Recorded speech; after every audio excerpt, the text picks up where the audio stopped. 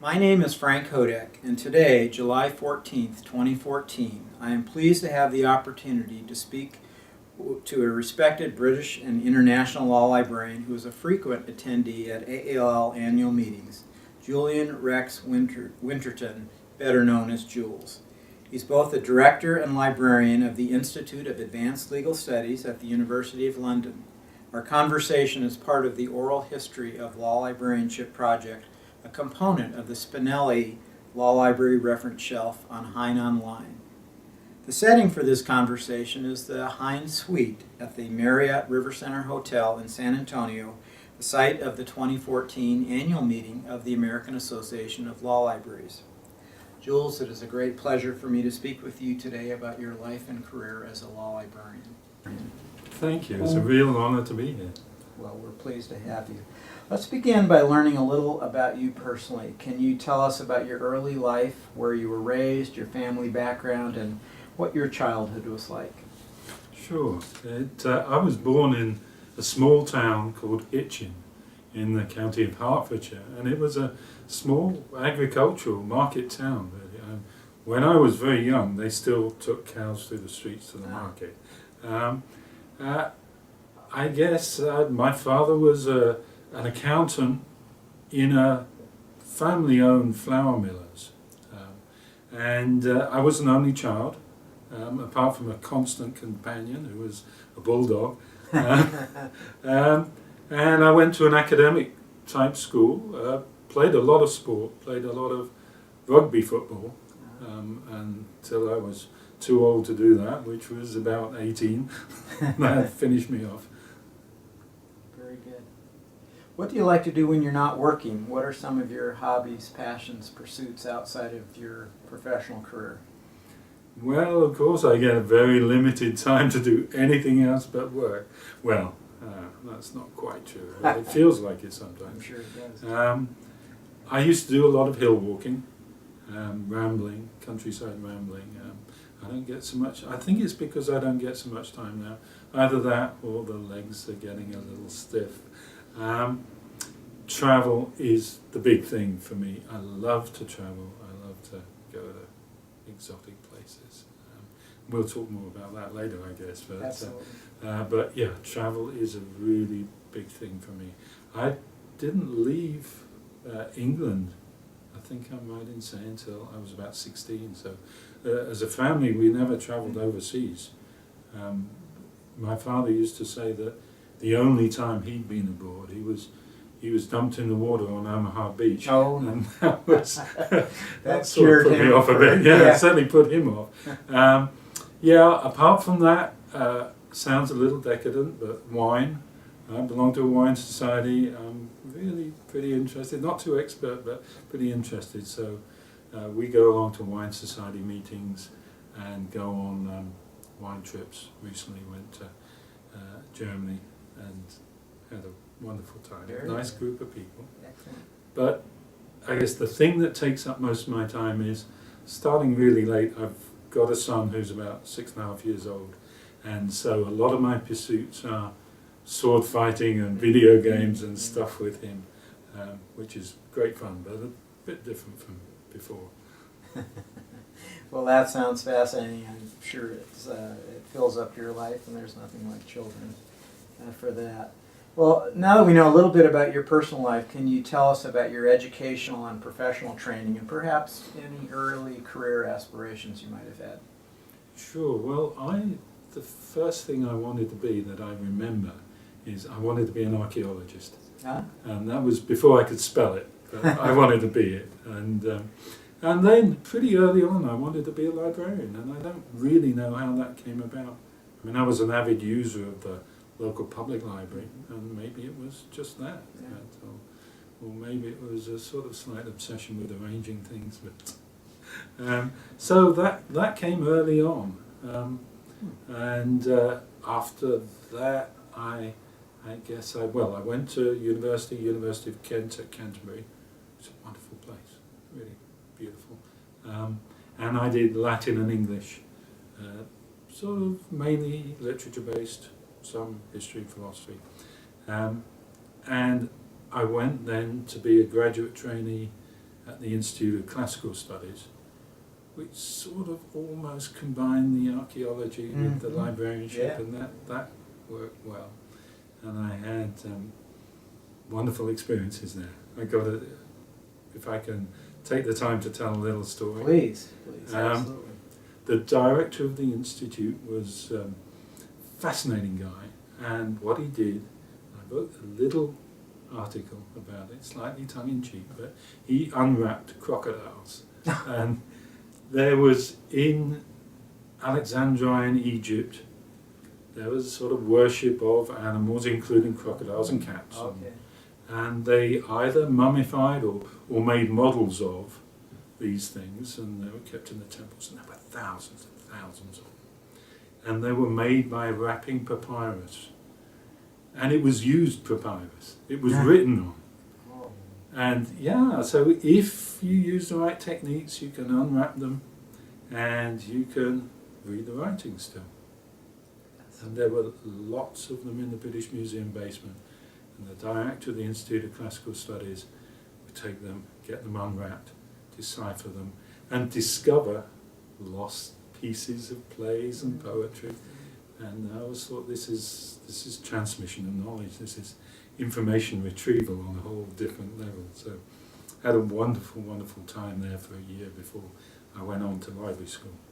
That's a fascinating story, and it cleared up for me because I was envisioning unwrapping live alligators, and They were going to snap at you. Yeah, a little concerned, but very good.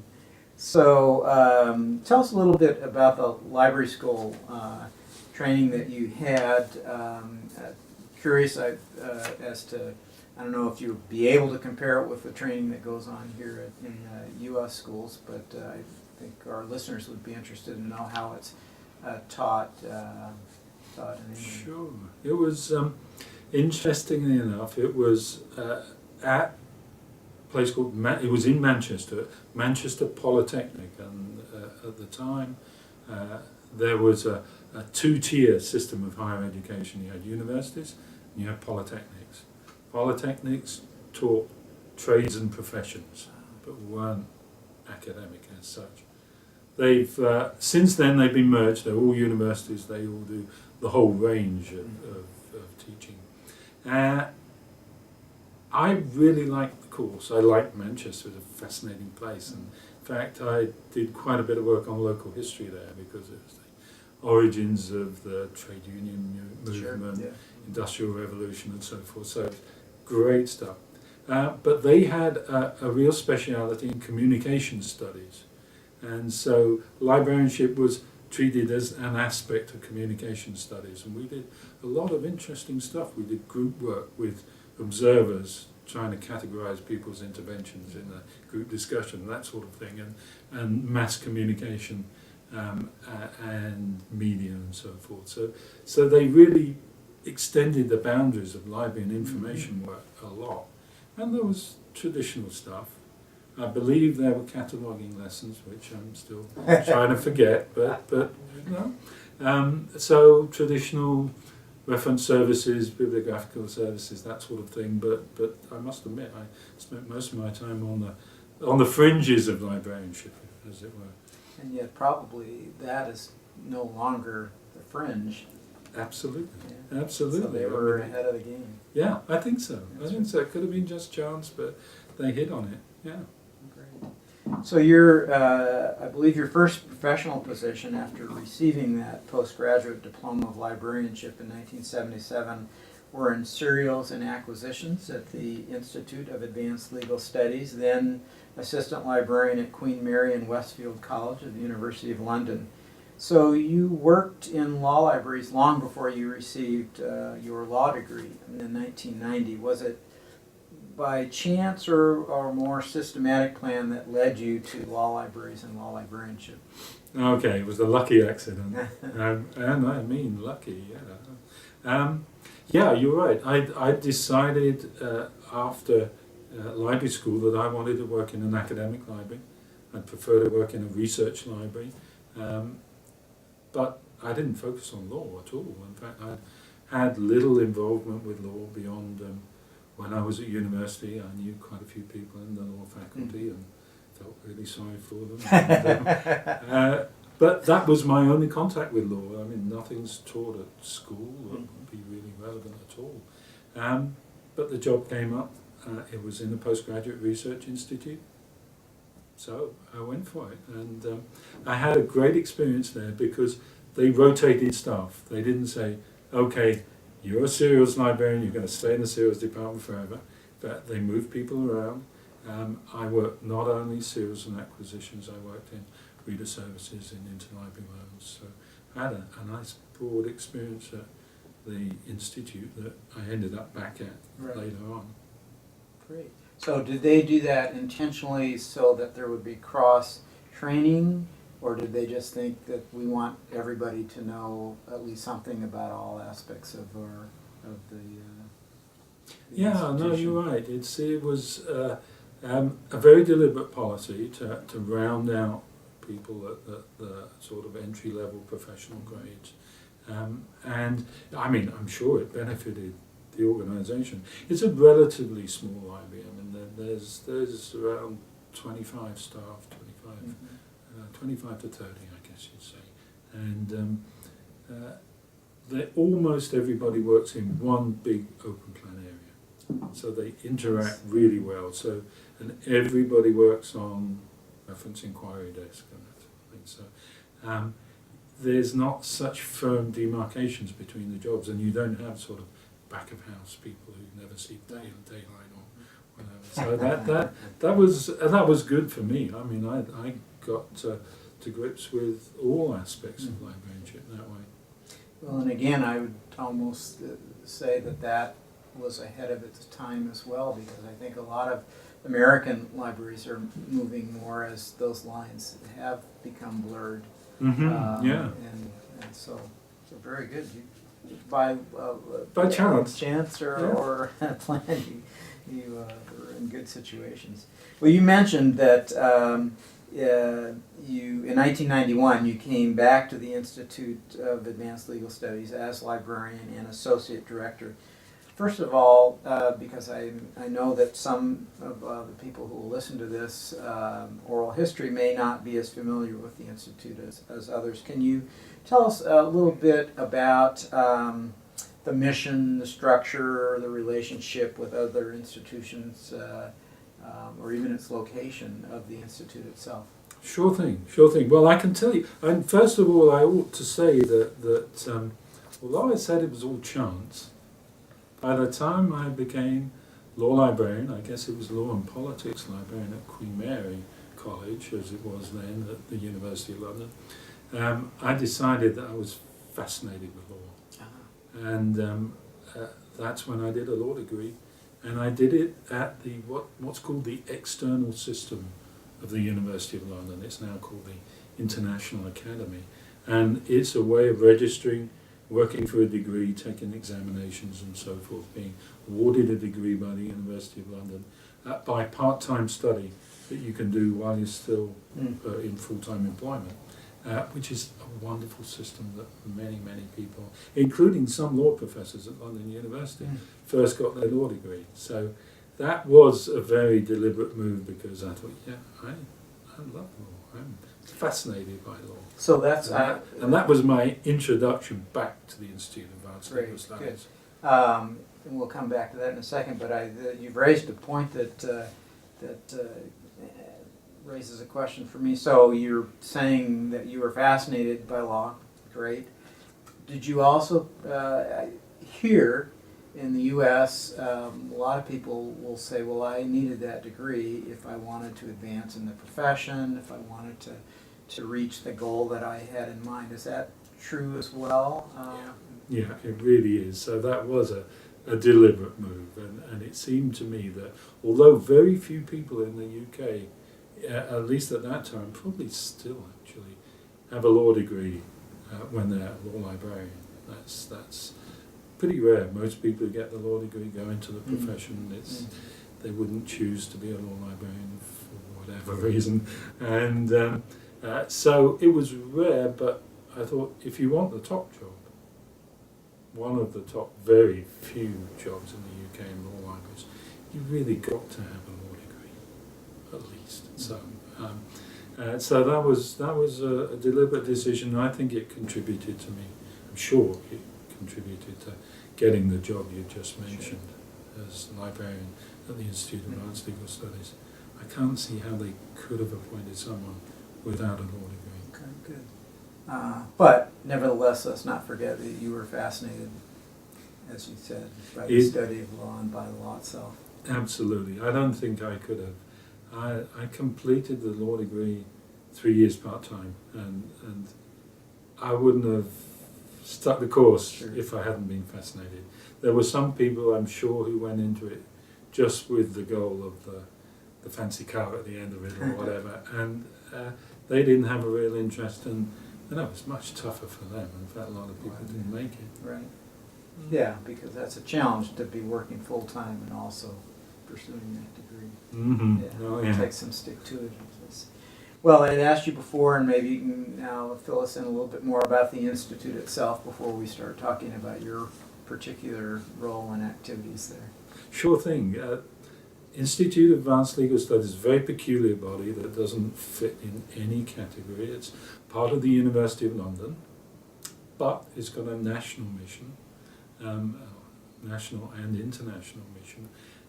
It's not a law school. It doesn't have any first law degree students, whether they've done a degree before or not.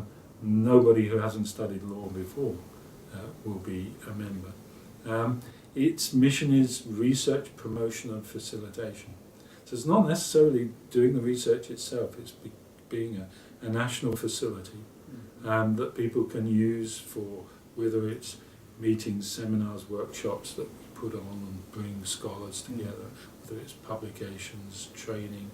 But of course, most of all, the library.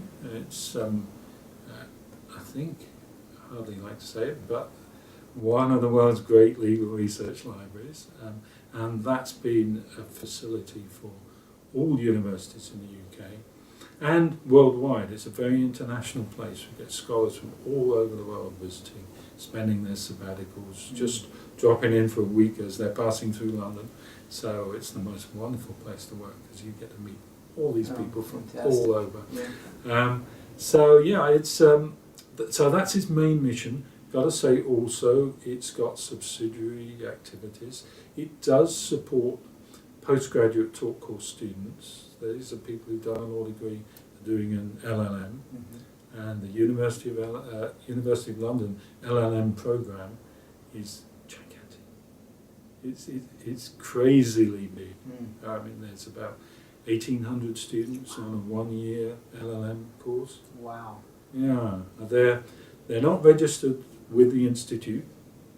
They're registered at one of the 6 law schools that are part of London University, like the London School of Economics or University College, whatever. So there's vast numbers of people, most of whom not only done a law degree, qualified, probably practiced for a little while, decide to specialise in electronic banking law, Chinese family law, who knows, there's about 120 options that they take 4 of. So it's enormous, and we support that program. So we get a lot of input. So that must have a tremendous impact on your acquisitions, because you're supporting all of this very wide range and presumably pretty sophisticated literature. Absolutely, and I mean it's fantastic. Apart from for the budget, which is it's a real drain on the budget, but we get all this input from the faculties of the 6 law schools who are mounting new courses and new options and telling us exactly what we need to get. I mean, a hell of a lot of it. We can't get everything, but it means we've got expert input into collection development the whole time and fairly cutting edge new topics, new subjects. So yeah, so that's really good. Would another important client base be the faculty members of these 6 schools and so forth? Are they for their own research, or they're using the Institute's collection? Absolutely. And given we have a national mission, we try to cover the whole board, the faculty from Warwick, maybe from Edinburgh, maybe from wherever. London University faculty get a little bit of a privileged position, but not wholly. And we're not able to give the level of service that US law schools give directly to individual faculty, unfortunately. Which is a shame, but we've got to spread our resources nationally as well. So the level of intensive research assistance isn't there.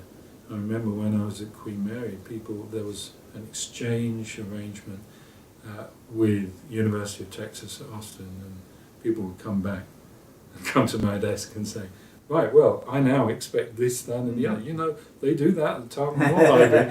And I say, they may do, but we can't manage that. And same for the Institute. But nevertheless, I mean, they've got their own law libraries in each of the colleges, and then which sort of cover their undergraduate teaching, because law is an undergraduate degree in the UK, and some specialist little collections. But you're right, they mainly come to us when they do their research. International scholar decides he or she needs to use your collection, your facility. Do they just waltz in, or do they have to make special arrangements? How does that work? Well, I think the timeline on that is that years ago, people would write maybe a year in advance and say, I'm planning to come, I hope it may be possible to, and this is my area of research. And then a few years later, they'd fax maybe a few weeks before they were coming saying the same thing. And then it got to the text from the airport saying I've just arrived.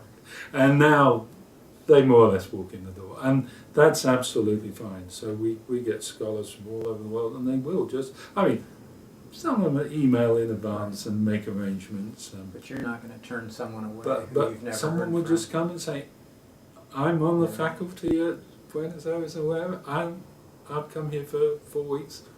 That's just fine, absolutely fine. Same with research students, people who are doing a PhD. A lot of people use us regularly as a PhD student and visit their supervisor in another university rather than vice versa. So yeah, good fun. So we really are that open to faculty from whichever university. We talked a little bit about the need to have a very wide collection development policy given all the subject areas that you're trying to support. Can you give us a little bit more of an idea of, say, the scope of your collection? You mentioned a moment ago they'd like us to buy everything. Probably we're past those days where that can happen. Oh, yeah. But how comprehensive are you? And let's say let's first talk about, say, UK materials, but international or foreign materials. Is that a big part of your focus in building your building and maintaining your collection? Massive. Foreign comparative international law is really the strength of the library, and the UK collections are very comprehensive. Actually, I mean they're great collections, but in the main, a lot of law libraries in the UK have good English law collections at least, sure. And so that's not what makes us special. It's the foreign collections, and unlike I imagine quite a few US law school libraries, our own jurisdiction represents really quite a small part of the library. So we've got, let's say the Commonwealth there, and former colonial material stretching way back. So that covers a very big proportion of the world. We were given the collection of the Foreign and Commonwealth Office Library.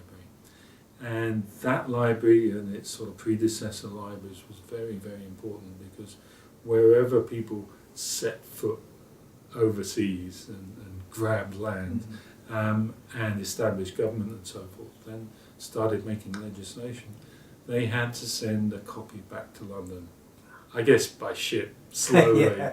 No And faxes. yeah, absolutely. So 6 months later, the lawyers in the Colonial Office or the Commonwealth Office would check over just to make sure they weren't declaring independence or declaring war or something, who knows, and then they'd file it in the library.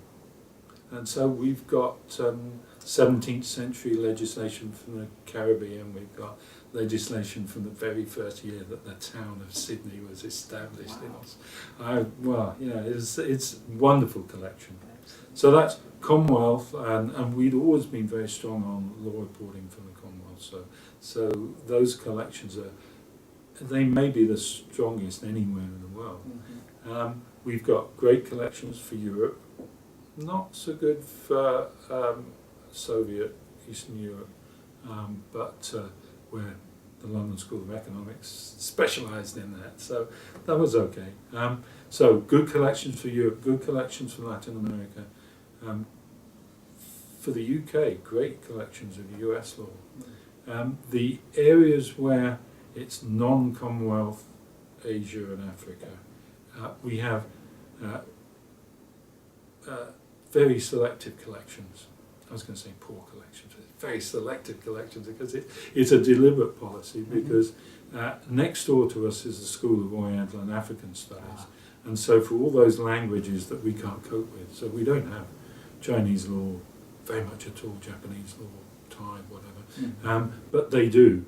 And we have a careful collaborative arrangement within London University and nationally to try and key together our collections. So, And that's, yeah. I presume, easier in today's electronic world where you can share catalogs and other things. That's right, because we were always a place, the Institute Library was always a place that tried to, it was built on collaborative grounds, and they published union lists and the old finding list and stuff, and by that means tried to cooperate in collection development. In electronic days, you're right, I mean it's much easier in terms of finding. Not much easier in terms of sharing content because of the licensing restrictions make it actually in some ways more difficult. Yeah, you're signing or trying to negotiate documents, but signing documents that say only this sort of person can use this bit of electronic content at this time in this place, and that makes moving a step beyond being a national research library with books that you can come and use to distributing electronic content really rather difficult. It's a challenge, right? Very good. Makes sense. Well, we've talked a lot about the Institute. Let's talk a little bit about you personally and your role in the Institute as Associate Director and Librarian. What kinds of things are you doing, or were you doing, say, on I hesitate to say what's a typical day like. I'm sure there is no typical day, but some of the things that you might have been doing in that role. I wrote an article for, I think it was already called Legal Information Management, the journal of the British and Irish Association of Law Librarians, and they wanted a day in the life of, and I wrote a whole piece that was hopefully a little bit amusing about the job, but I'll be a bit more.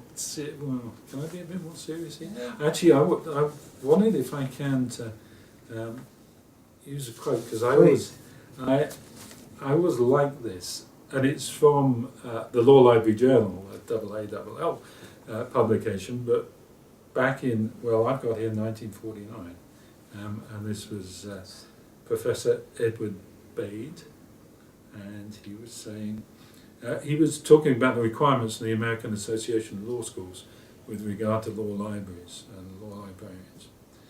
And he concludes with, one is left with a feeling that our deans and faculties have considered the requirement for a library as purely technical, and that anyone who knows the alphabet and can count at least to 300 is qualified to be a law librarian. And then he says, in his opinion, it's his contention that next to the dean, the law librarian is the most important member of any law faculty. And the only reason the dean is more important is that he usually selects the librarian. And I loved that article, and I thought, well, you know, that's prehistory, everything's changed.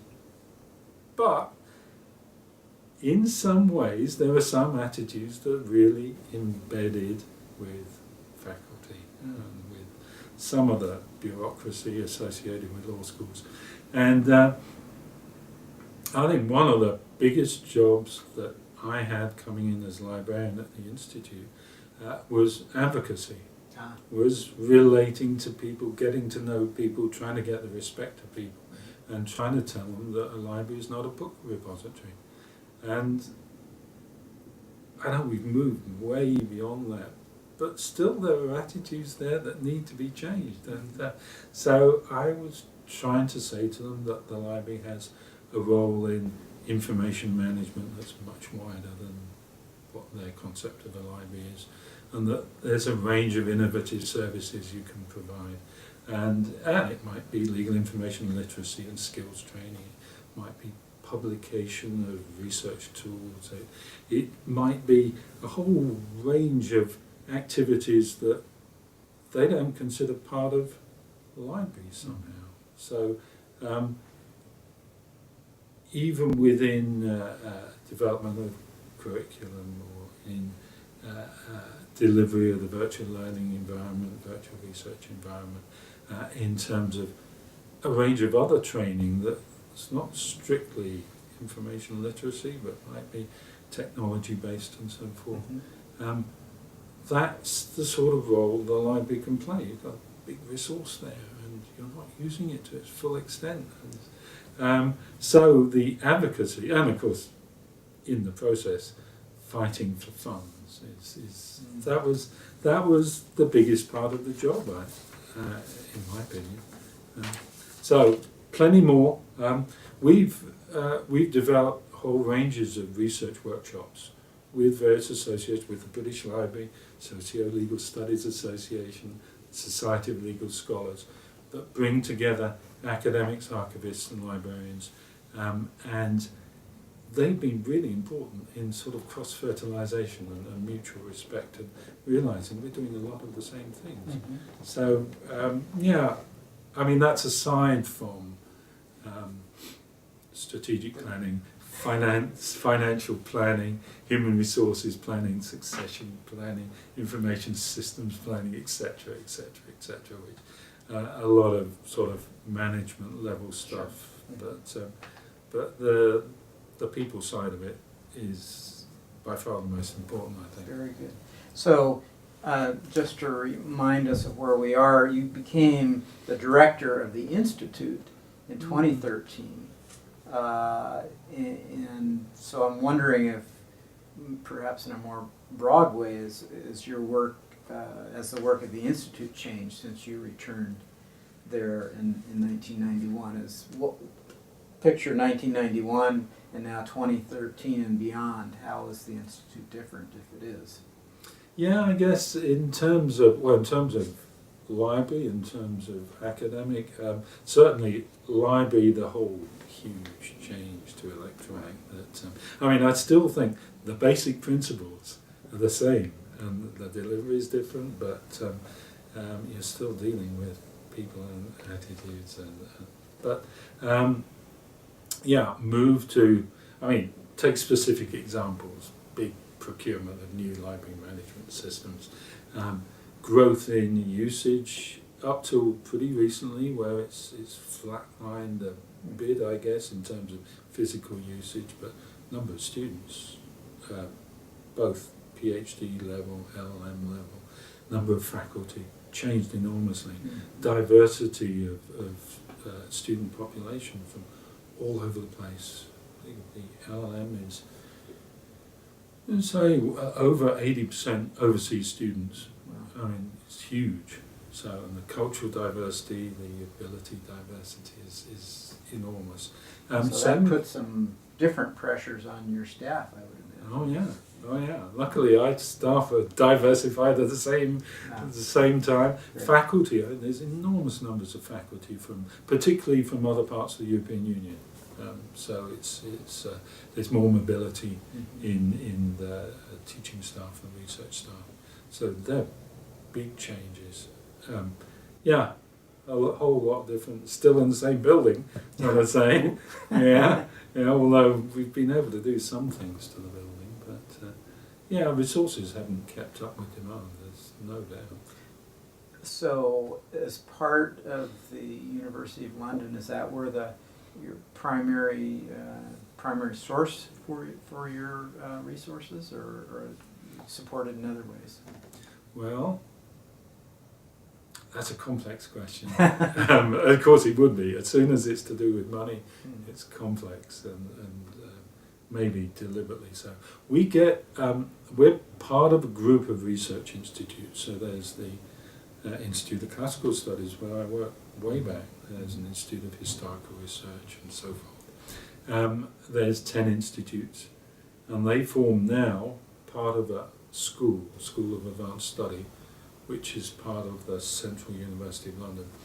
And it gets a hypothecated grant that's sent to the University of London and must be sent on without deduction, more or less, to the school, who then divides it up between the institutes including their libraries. So does that mean you're advocating with the school about your share of that? Yeah, and then helping the school to advocate to the Higher Education Funding Council, which is the sort of autonomous body set up by government to pass funds to universities. So our national money comes that route, and that's the bulk of the funding that supports the institutes.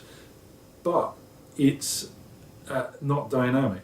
It's not geared to number of people using us. It's not geared to level of research, which is the two factors that really determine the amount of money that goes to normal universities. So that funding has been flat for quite a while now. So that's a difficulty for us. Yeah. We also have various entrepreneurial activities that try and raise money. I said we support this LLM program. Now these 1,800 students. At one time, quite some years ago, that was considered, well, that's marginal use. You've got the library anyway. These people can come in and use it, obviously, but it doesn't really impose any extra costs on you, and of course that's completely fallacious. And this was pointed out to the law schools in London University who were taking advantage of this free service, and that's now done on a full economic cost basis, so we generate money from the law schools for providing quite a service to them. Sure. In addition, because we're the largest legal research library in London, we sell our services to law firms, barristers. And that's really done on the basis of, well, you charge to come into the library, and that's straightforward, but we have a big electronic document delivery service. There's a barrister outside the court saying, I need this double taxation agreement between France and Argentina, and it's probably sometime around. Yeah. And we go and dig it out, we fax it send it electronically. So they used to fax it all, of course, at one time, to their desktop or to their phone or whatever. So, and that generates quite a bit of money. So that helps us to keep going. So there are several funding streams, but the national academic funding is the big one. Okay. Undoubtedly, I'm sure that's a good part of your time is spent making sure you can still move forward. Let's shift gears entirely for the moment. You have had a long and distinguished list of professional publications and public speaking engagements. You've been a visiting research fellow at the Max Planck Institute for Comparative and International Private Law in Hamburg and at the University of Florence. What has your personal involvement in such scholarly endeavors meant to you, both both professionally and personally? Well, I love it. Love it. I suppose it's meant great satisfaction. I mean, I get a lot of satisfaction out of producing a decent piece of research, decent piece of writing, and also intense anxiety.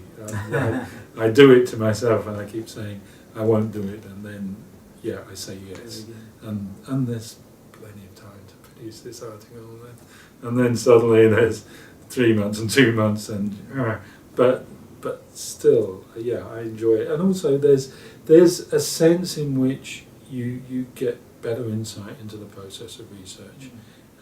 You're in the same position as the researchers coming into your library.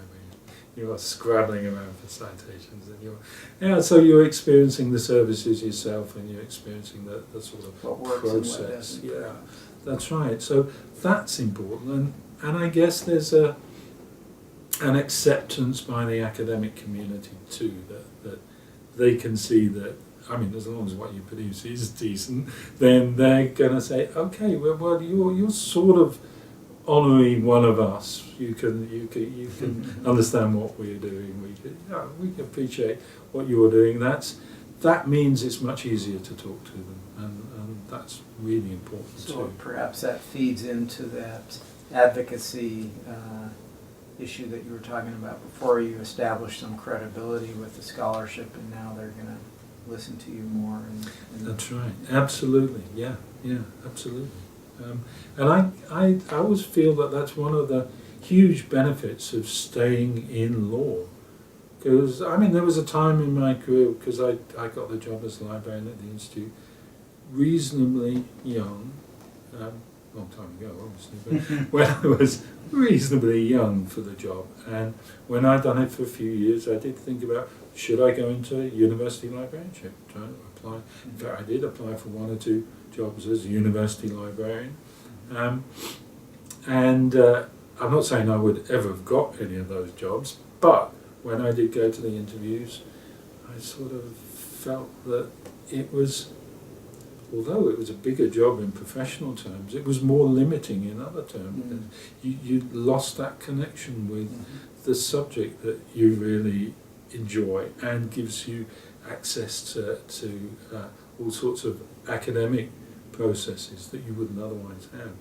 And you've gone into more pure librarianship without the subject community. I mean, you have to hold court between lots of different subject communities. You can't belong to them if you're a university librarian. So staying in law librarianship gives you almost the best of both worlds. that's a great lesson, I think, for someone kind of in the intermediate stages of their career to sort of put your toe in the water of other types of jobs, and it really forces you, doesn't it, to figure out what it is that really is of interest to you. Absolutely, absolutely. I mean, I even went very early in my career. I went to a couple of interviews for law firm jobs, and so I quickly learned. Right. Good. Let's talk a little bit about some of the individuals that you've met and worked with during your career. Start off particularly with anyone, if you have any mentors that you might wish to mention, but broaden that out also to others in the profession whom you especially admire. I think this is one of the most difficult questions. I really do, and I'm really worried that I'll leave people out who've been important in one way or another. And I guess I start off by saying everyone's important. I mean, you learn something from everyone. I mean, it might be a good lesson or a bad lesson, but it's a lesson. But I've been very lucky. The librarians of libraries I've worked in, Anna Healy, the librarian of the Institute of Classical Studies, when I was just really starting out, was a wonderful mentor. I guess the most important person for me was Muriel Anderson, and she was the librarian of the Institute of Advanced Legal Studies when I was a sort of junior member of staff, she was great. I really admired her for looking calm, and actually looking as if she was enjoying the job. She was doing all sorts of really difficult things, and taking time with people, which is so important. Even the college librarian at Queen Mary, University of London, Tony Quincy. He was. I mean, I didn't have a great deal to do with him, but when I did, he was. He sort of opened up and gave me advice about career that you know, just briefly, but it was really important to me. Sometimes a little bit at the right time is just what somebody needs. Absolutely, absolutely. I got a whole bunch of other people. They're significant academics, law professors who've taken the time to sort of appreciate what I've been doing and really communicate with me. At Queen Mary, there was Professor Roy Good, and I got to say, I've been there for 6 months or so, and it was just coming up to Christmas, and there was this very, very important professor. I mean, he established a Centre for Commercial Studies there. He'd done all sorts of things. And he came to the library, which, I mean, it's quite something to start with, isn't it? In and of itself, that's right. Searched me out and came into I had a little sort of semi-office fronting right onto the law collection. And he put down a bottle of Armagnac on my desk and said, I really do appreciate what you did. That was it. I was sold forever. Yeah. He was great man. That's generous, but it's a clever thing to do. It's just, and he bothered to make the connection. There's a man at UCL, Professor William Twining, a legal philosopher, who spent a lot of time with me, and we've now, much later, applied for research grants together. And Nice. I don't know, he established that, again, the connection. Avon Sher, who was the director when I was associate director, and who really encouraged me, really just let me in. But there's colleagues, law library colleagues that I've worked with, sort of alongside even. Guy Hoban, who's the librarian of Lincoln's Inn Library, who's the most magnificent reference librarian. And in my first professional job, we actually were at desks facing each other, and we sort of both gone on to other things. And he was quite an influence, really.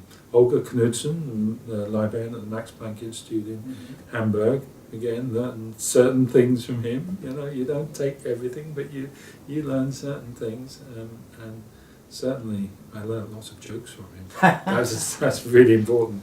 And his public speaking was really, really good and amusing. Barbara Turl, who was Bodleian Law Librarian, now retired, and I was deputy editor of the Law Librarian, as was then the Journal of the British and Irish Association of Law Librarians. And so I worked with her quite closely, and so she was an influence too. Yeah, whole big bunch of people. Got to say, really good friends and colleagues in the American Association of Law Libraries, particularly among the Foreign Comparative International Law Fraternity, and quite a few of the presidents over the past few years who I really admire for being able to cope with the whole job that's entailed there. And they've been quite an inspiration. I went to the first conference of AALL in 1991, I think, which was New Orleans, and been friends with Carol and Warren Billings ever since, and that's been a wonderful experience. So yeah, lots of people. I understand you hung their daughter's drapes. Yeah, that's right. Sort of in between going out to Mardi Gras. Yeah, what an experience. Wonderful people have been, in my experience in the profession, so welcoming and accepting and sharing that, yeah. Well, I think there's some mutual feelings there among the American members toward you and toward your colleagues in VIAL and the other foreign international law library associations. You served the law library profession in so many ways, too many for me to list completely, but I want to single out your membership on the International Federation of Library Association Standing Committee on Law Libraries, your presidency of the International Association of Law Libraries, IAL, and especially your service as chair of the British and Irish Association of Law Librarians, IAL.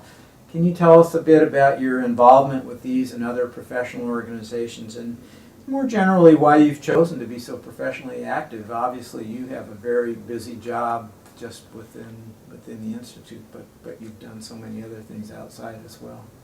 Well, I've been so lucky because I've had a job where once I've been able to get it under control a bit, I've had the freedom to do all sorts of things that I possibly wouldn't in other law libraries. So, and the fact that there is an imperative to do those things, particularly to be international, but to have a wider responsibility than just the institution, is important for the Institute. And so I've been lucky in that sense that So I've that's been able recognized. to. Yeah, it's and in fact is in the job description even. So there's that external engagement is important for the Institute, because it, in a way, that's one of the things that defines the Institute, is that it doesn't have its own immediate community that are signed up to it, that Sure. has the Institute as their first loyalty or their first library. They have to choose deliberately to go beyond their institution and come to us. And so that means outreach and engagement is very important. But beyond that, I do have that feeling of a wider responsibility to the profession, that it's more important than the institution you happen to be at. And it's really fun as well. I really enjoy it. So I got involved in, as you say, in BIAL early on and did a whole range of jobs for it, and was chair in 94, 95, I guess it was, when we had a conference in Manchester, as it happens, which was very useful. I had connections there. IFLA, which was an initiative both of AALL and the International Association, has set up this section for, they had sections for all sorts of things. They had sections for prison libraries. They didn't have a section for law libraries. So it was pretty much obvious that needed to be done. So that was a success. I've chaired the Libraries Committee of the Society of Legal Scholars, which is the body that brings together all the law teachers in universities in the UK. And they have this Libraries Committee, and it produces a set of minimum standards for academic law libraries, which is quite comprehensive. And that's drawn up by the clients, if you like, by the consumers of the services, and so it carries a lot of weight, and because we don't have quite the same thing as the ABA requirements for law libraries. Yeah, I was going to ask if that had accreditation ramifications. Not formally, but people refer to that when they're looking at and assessing law libraries, and if a new law library sets up, that's the first place they go to look. So. Yeah. I have to say, American law school libraries would like, I believe, to be able to say that their standards are fully developed, or are developed fully by the user base, as opposed to the ABA itself. Well, there's some of that. I don't want to overstate that, but there is a concern about that. Yeah, that's really interesting, because and people in the US have always said that the publishers in the US, for example, white big database publishers, let's say, have said to me, well, you don't get the same good deal because a much smaller percentage of law graduates in UK universities go into the profession. That wasn't for me, as opposed to going into all sorts of other things that they might do. So it's seen in the UK as not quite so much professional training and more liberal education. And so there's always been a resistance by law professors to standards being dictated wholly by the profession, and that's a tension that's quite creative sometimes. So you've talked about a couple of the organizations to which you belonged. You all, as I said, you were president of IAL, the International Association of Law Librarians. That's relatively recent, 2005 to 2011, and 6-year term. That's 6 years. not, That was. not, Yeah, let me tell you about IAL. Tell us about IAL. Tell us a little bit about the organization, first of all, because I suspect that perhaps some people might not be as familiar with it as they are with, say, ALL or even BIAL.